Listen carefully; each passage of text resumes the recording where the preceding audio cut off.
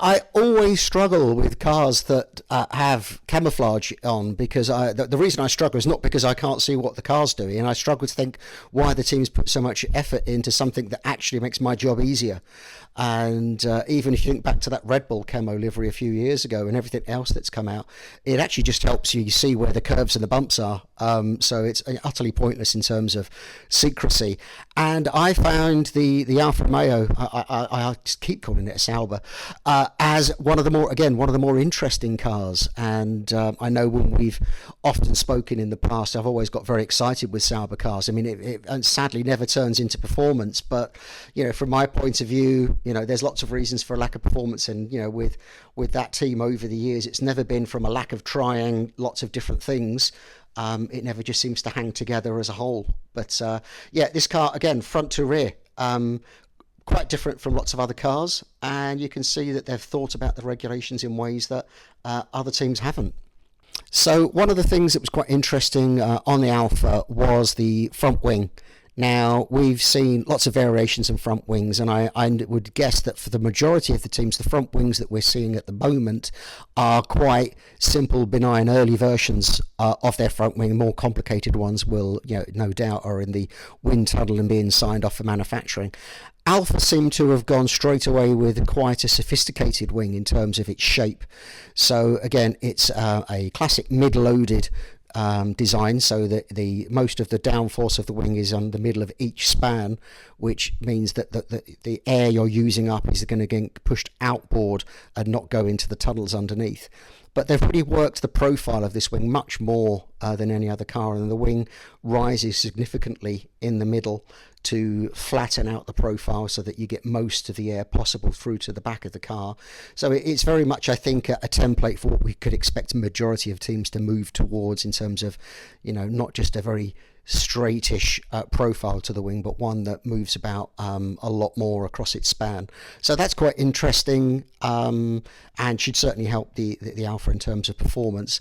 Then as you step back along the car, you then have some interesting things. The front of the side pods are quite interesting. They're very much the Alfa Tauri, almost Red Bull, strong undercut design. Again, trying to work the floor edge to get the floor edge working at the front of the floor to create lots of downforce.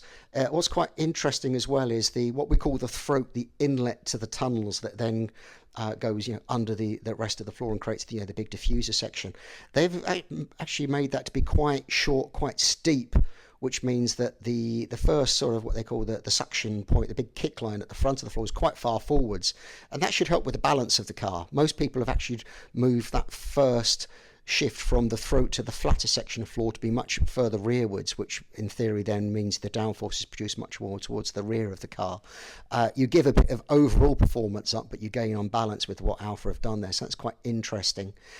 The other interesting thing they've done, now they've had quite an unconventional roll hoop now for many years, very much gone away with what everyone else has been doing. This year they've gone back to what you would describe as a blade style roll hoop. So rather than the roll structure behind the driver's head being a pyramid of structure, it's just a single vertical vein, and the inlets either side of it are for the turbocharger inlet. The other thing it tells us is that they're not putting much cooling along the centre line of the car, and you can tell by the size of the shark fin that looks much bigger on this car because the engine cover is much lower underneath it. So all of their cooling is within the side pods, it would seem, or certainly the majority of it, and they've packaged that quite nicely. At the back of the car, again, another aspect of Alfa Romeo / Sauber independence is we know that they take the Ferrari gearbox. Now, the gearbox nowadays is a broad term. What they are actually taking is the gearbox cassette. So that's the little self-contained unit that sits within a big outer casing which holds the suspension and the rear crash structure. So they've got their own rear carrier, this carbon outer structure, but they're just taking the minimum amount of Ferrari structure at the back in terms of the gearbox.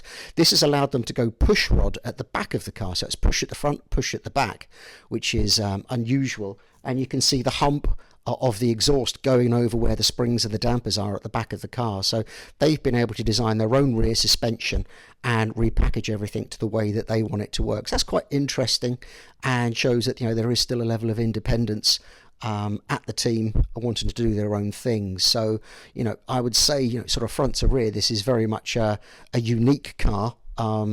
It's erring much more on the edge of quite a well-developed conventional car rather than something that's particularly radical, but certainly you can see that they've really thought about every aspect of this car, sort of front to rear, and packaged it all together quite neatly.